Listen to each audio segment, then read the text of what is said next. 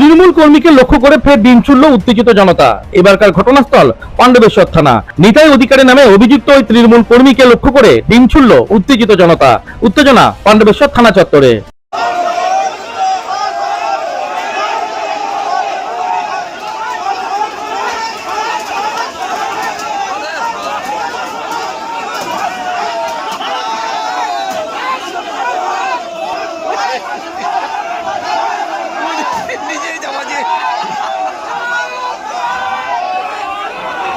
গত 28শে ফেব্রুয়ারি পাণ্ডবেশ্বরের হুচুরডাঙ্গায় আত্মহত্যা করেছিলেন সুন্দরী সূত্রধর নামে এক মহিলা।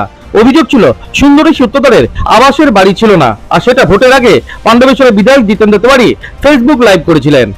বিজেপি বিধায়ককে পাল্টা চ্যালেঞ্জ করতে গিয়ে জোর করে সুন্দরা সূত্রধরকে তৃণমূল কর্মীরা ফেসবুক লাইভ করান।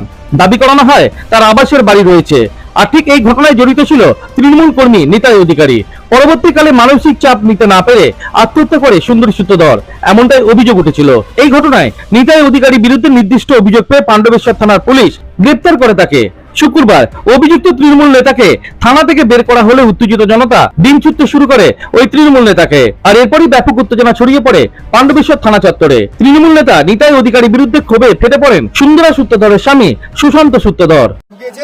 সেই টাকাগুলো খেয়েছে, আর সবকা থেকে থার্ড ক্লাসের লোক নিতু সরকার, ওকে আজকে ডিম দিয়ে আমরা ওকে সম্মান করবো। আপনি যে বলছেন না রাখছো, দাবি ওর শাস্তি হোক, আমরা এই চাই শাস্তি। বলছি কিভাবে মেরেছে, আপনি যে বলছেন মেরেছে কি? আমি ছিলাম না বাড়িতে তখন, ওকে একাই পেয়ে পুরো মানে হেনস্থা করেছে, থ্রেনিং দিয়েছে, ধমকি দিয়েছে, বাড়ির সমস্ত কিছু তালা জোর করে তার কাছ থেকে চাবি খুলে পদে পুরো বাড়িটাকে ক্যামেরা করে এটা ওই কাণ্ড করেছে।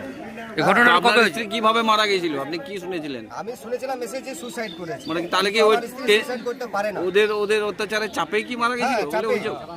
চাপে একটা নারীকে একাই পেয়ে বাড়িতে আমার ছেলেকে পুরোভাবে হ্যান্ডেল করেছিল, তাকে মদ খাইয়ে কিছু পয়সার লালসা দেখিয়ে তাকে শান্ত করেছিল। কে করেছিল এটা? কি প্রাক্তন বিধায়ক নিতু সরকার?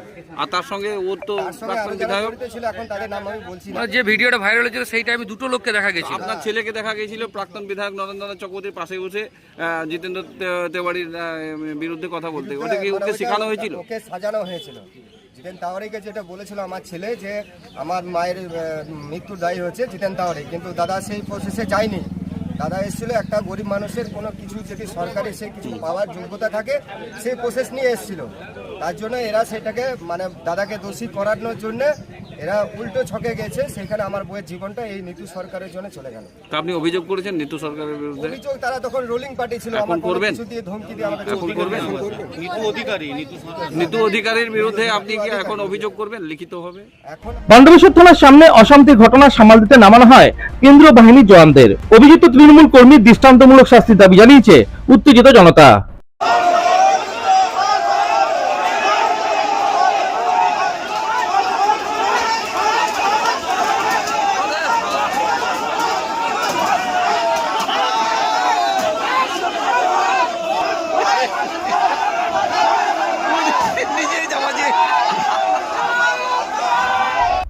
পাণ্ডবেশ্বর থেকে অনুরাধা সিংগুপ্তের রিপোর্ট, খাঁটি খবর।